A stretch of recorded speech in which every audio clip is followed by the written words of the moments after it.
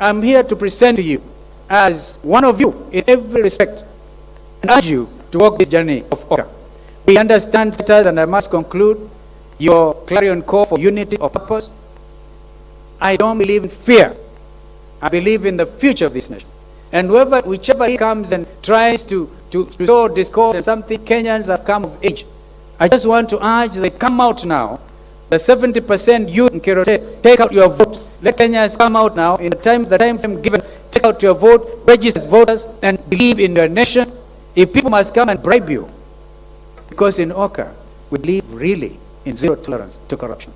Give us that opportunity. Give us that opportunity. And you will be amazed if you will not draw a red line and say you cross it at your own peril. We are a very united team. And we also say, Chairman, OKA is open.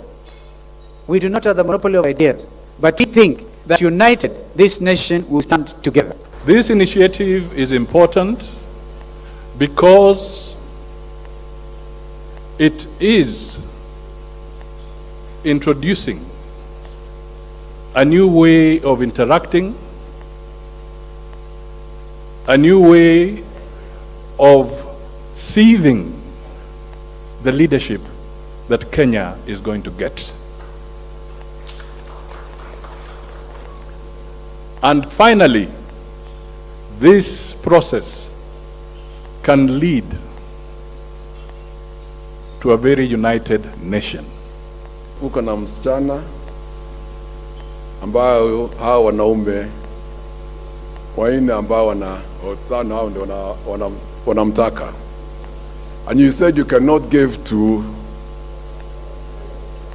sisi watano, si ndio?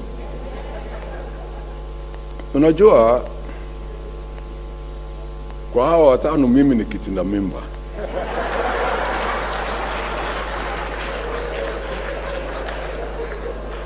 I'm the one who's the most energized and the youngest.